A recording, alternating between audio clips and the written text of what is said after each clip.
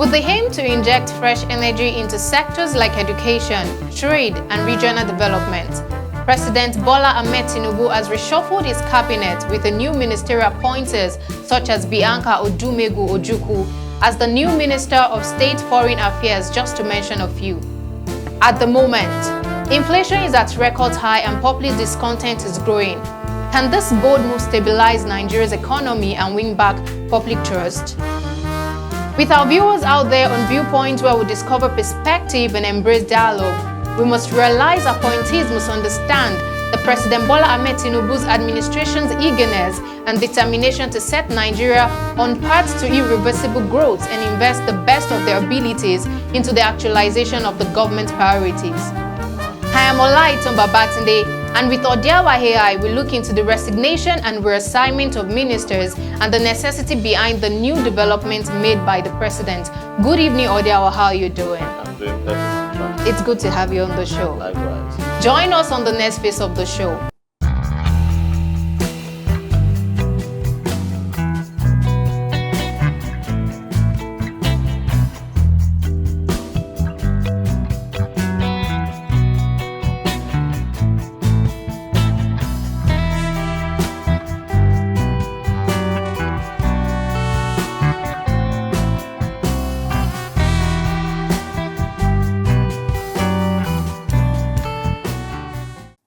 Welcome back. 3 months after his inauguration, President Bola Tinubu appointed a historic 48-member cabinet to spearhead Nigeria's reform.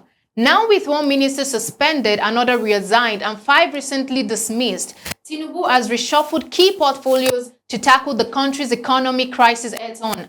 By appointing 7 new ministers and reassigning 10 others, what factors do you think influenced President Bola Tinubu to make this new movement?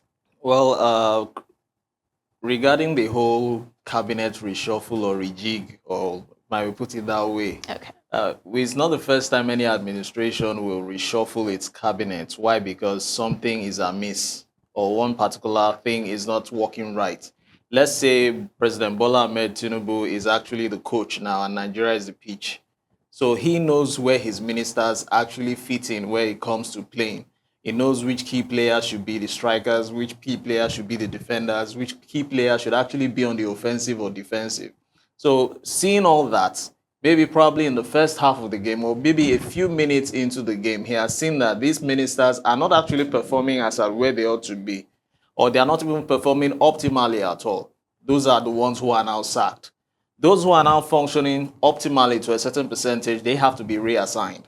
Now, those who are actually even performing, the likes of Dave Umahi, who is Minister for Works, Minister of Aviation, who is actually Festus Keyamo, those people have actually been performing excellently well, and they've been like teaming up or collaborating locally and globally with different sectors or various sectors to make sure that their work actually functions optimally.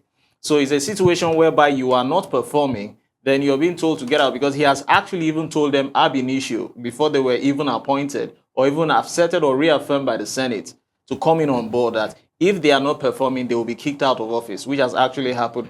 Similar fate now has actually landed on Minister of Women Affairs. It was said that she was uncouth or unrefined. How far that's correct, we do not know. But judging from videos on social media, we could see that, yeah, she was really supportive when it came to humanitarian exercises. So it's a case of if you are not actually functioning, you have to be shown the way out. But if you were functioning to a certain level, it seems maybe, yes, you could perform better in so-so office. So henceforth, you are now transferred or reassigned to another office. All right. Now, the president on the 23rd of October this year, he appointed new ministers, reassigned some, and collapsed some portfolios. How might the resignation and reassignment of ministers affect the overall effectiveness of Nigerian government in addressing pressing issues such as insecurity and inflation? Well, the inflation which is going on it has always been there. So it's only pronounced. Why? Because probably it's a keg of gunpowder waiting to explode. Now, ministers who are on board now to address insecurity, also inflation, there are so many other things out there. We have illegal mining, which is actually taking place, which, of course, the minister in charge for that particular ministry is actually working tirelessly hard to make sure that resources which are being extracted from there illicitly are actually gotten back to even put back into the country. Why? Because the essence of inflation is because there's a leakage somewhere and money cannot even address those situations. Hence, resorting to the IMFs and the World Banks. And once you begin to resort to all that, your own currency is not strong because you keep exchanging. The financial people know what I'm talking about. So the point is, these ministers who are coming on board now, they have actually met work on the ground. They didn't start it. Previous administrations had also started it. And when these administrations have started it, because of every 4-year election, they are not able to complete it. Now, upon not completing or maybe completing it, a different administration now comes in. There's lack of continuity. If there are mishaps in that particular ministry, they will have to deal with that particular issue on ground. That is, if there is an issue. Hence, this reassigning, sacking, and also probably retainment of some people within those ministries. If there are some lapses there, those people will have to inherit it. And upon inheritance, they will have to face crucifixions and condemnations. And people will not want to stand all that. Why? Because people typically are impatient. They want results immediately. But the process or methodology which has to be applied to those things now, they do not want to take cognizance or be acquainted with.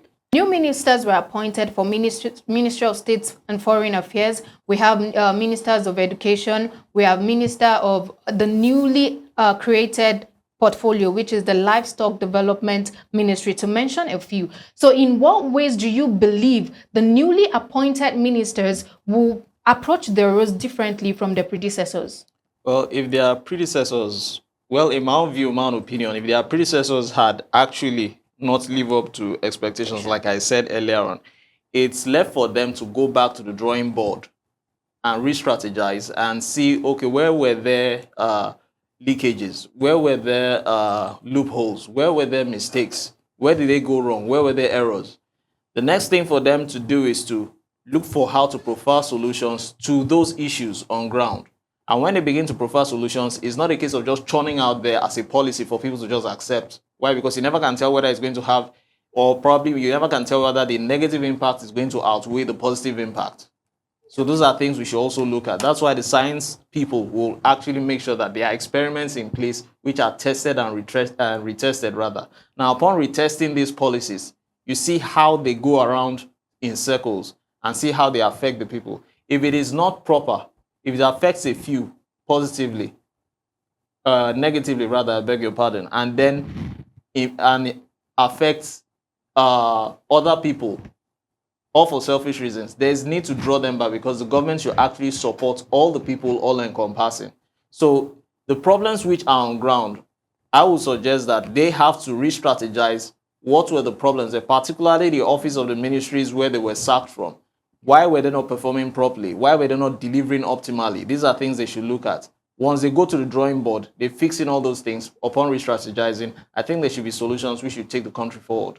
All right, so the president collapsed some portfolios, reassigned some people, and then some of these portfolios emerged. There are some that emerged together, and then we're talking about the tourism, and also we're talking about the Ministry of Arts and Culture. What potential implication do you think the merging of Ministry of Tourism and Ministry of Arts and Culture would have on our creative economy in Nigeria? Well, first of all, we should look at it that creating a Ministry of Arts, Culture, and Tourism. Now, these are 3 different ministries. If we look at them logically and rationally, they ought to be under one umbrella because they are serving the same purpose. It's just a case of being or expanding or bloating the executive council with different ministries, and that will now increase cost of governance because definitely these ministries need to be run with funds. So putting them under one umbrella, because when you're talking about tourism, it involves arts and culture. Now, we talk about the Calabar Carnival. We have the other carnival with the Jebu people usually hold every year, which was, of course, quite loud this year. I've forgotten the name. When it kicks in, I'll mention it now. We have the Agungu Festival. We have the Ofala Festival in Anambra State. Now, all these festivals, we are talking about arts and culture here, which will now actually dictate tourism. And we talk about white people. These are things they love. They travel a lot. And tourism, no doubt about that, it's a particular venture that actually yields funds for the country. Why? Because when a foreigner comes in, he sees something which he has never seen before. He will want to purchase it. We might not value that thing, but the white man values it, and he will polish it and place it in his house there, and it looks nice as decor. So these are things we need to actually key into. Now, when the government keys into this thing, making it under one umbrella, These people exchange ideas, those in the arts, those in the culture, and then the tourism aspect. Of course, we have the hotels who are actually going to be keen into the tourism aspect, because when they come in, they can't be homeless. They have to check into hotels. These are the things we should look into. So these are revenue generation sources for the country. So coming under the umbrella as one, I would say, is a step in the right direction instead of over bloating and increasing the cost of governance. All right. Now, when there is a problem, people always look for someone to blame. So in the case of Nigeria, that things are not going as planned. The people are blaming, they're dissatisfied with the people in government, and this includes the president and his ministers. And the people are trying their best to make them know that they're dissatisfied with what is going on. In your own opinion, how do you perceive the reaction of Nigerian public to the recent cabinet reshuffle? Well, the Nigerians typically have always been of this mentality of ego better. So this ego better syndrome has so sunk in deep that people tend to live with it like a mantra, like we hope for the better good from time to time in each administration. Now, like I began by saying earlier on, the reshuffle or the rejig of the cabinet is not a new thing. The people will only want to see results. And when they see results, they'll be like, okay, fine. It's a step in the right direction. But people will definitely criticize. People always condemn. In the case of, is it every time you're always going to reshuffle? Why didn't you make your findings proper? Or whatever. People will always criticize. People will always condemn. But I think that is why they say we should look before we leap. Let's watch and see what the recent reshuffle now would actually give to the people. When people are appointed into a position, there is need for them to look into what their predecessor has done. You stated that earlier when you were talking about the situation of things and what we should look forward to when it comes to these newly appointed ministers. But then, putting that aside, what challenges do you foresee that the newly appointed ministers would come across as they take on this new role? Well, there's nothing good comes easy. You have to, for you to get anything good, you have to go through the mill.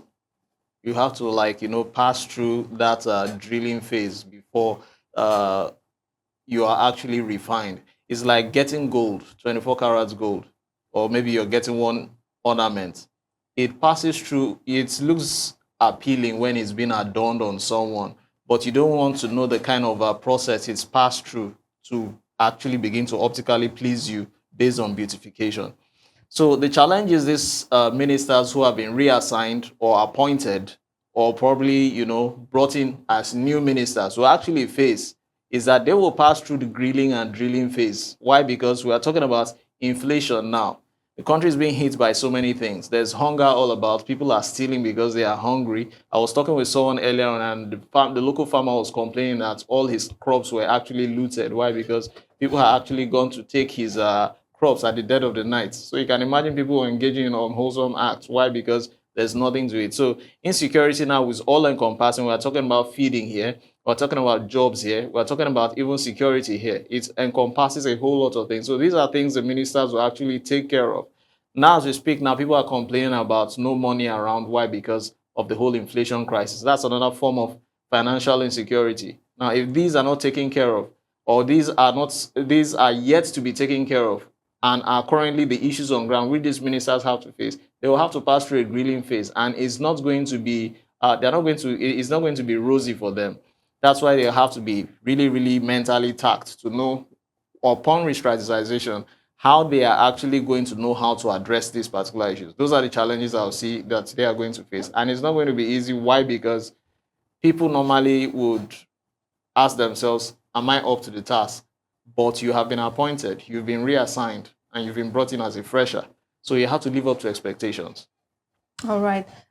So we talked about the president's merging the Ministry of Tourism and the Ministry of Arts and Culture. There's also the newly created portfolio called the Livestock Development Ministry. And we also have the Regional Development Ministry. Now, how do you think the creation of the new Ministry of Regional Development would help in order to tackle the needs of the region and the development of the region in the country now? Well, when it comes to regional development, now we should be looking at, let's start from a place where I'm from now, from the South. We have the Niger Delta Development Commission. Going over to the Southeast, you have the Southeast Development Commission. You have the Northwest and Northeast Development Commission. Now, these I have just mentioned now are just ministries which have to be run based on cost, making the governance or making government or making governance quite expensive.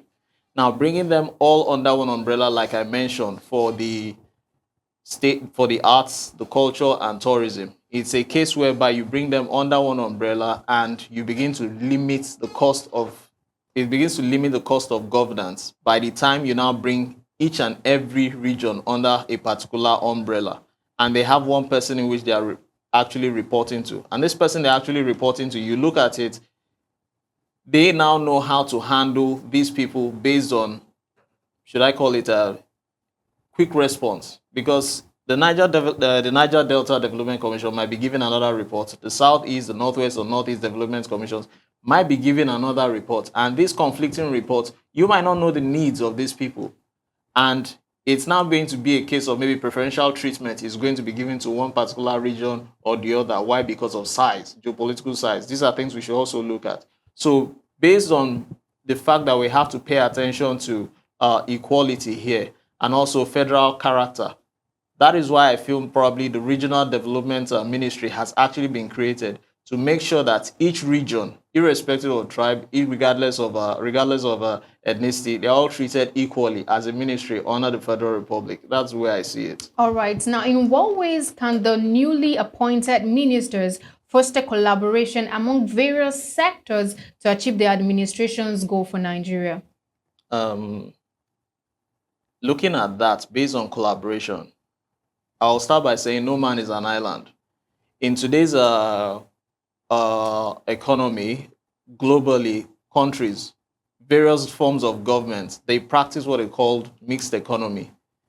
But if you see a country where they practice extreme communism, they are kind of backward somehow. You see a country where they practice extreme monarchical system of government, they are quite backward somehow. But regardless, that communist system or that monarchical system of government that tries to pull out from the shell of being insulating themselves from that form of government, accepting a mixed economy, there's always growth. Let's look at Saudi Arabia some time ago. The new crown prince now decided to make sure that the women can actually come out and we're not like restricted or limited to anything. That's what I'm talking about. Now, coming down home here to Nigeria now, I would say the government should not actually remain solely dependent on itself by overtaxing or overburdening the people. There's what we call corporate social responsibility. Let's take, for instance, we talked about tourism now, coming on tourism, arts and culture coming under one umbrella. Now, for instance, we have events which are taking place, festivities which are taking place, major festivities. If these festivities can actually be resurrected, whereby corporate bodies, just like we have GT Bank, which has its fashion weekends, we have Sterling Bank, which is always actually supportive when it comes to all those kind of things. And other blue chip companies, if they can come in and partner with the government, so actually make sure that they actually sponsor this part of it, this kind of events, I think the collaboration will actually skyrocket and go a bit high for that. Glow is actually doing well in partnering with some of these ventures. So a situation whereby, let's use entertainment, for instance now. Sorry to deviate. Now, the entertainment world generates rather, I beg your pardon, millions or billions every year for a country. But this is something that people have actually sidelined. But with the merger with the Amazons and the Netflix now, we see what is happening. If the government can actually pull its weight behind, then I think it's going to be a step in the right direction. Not necessarily entertainment alone, not necessarily tourism alone, other ventures also. We have, what are they calling it? The mineral resources also.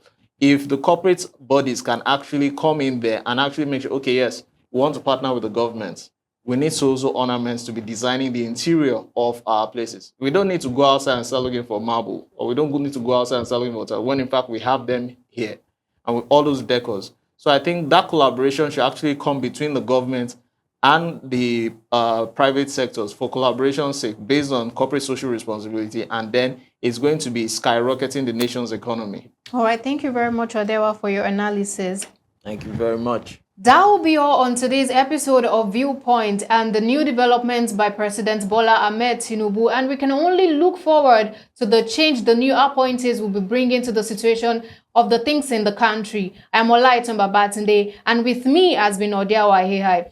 Make sure and be sure to follow us on all our social media platforms at VG Media, and also do not forget to subscribe to this channel. Thank you for watching.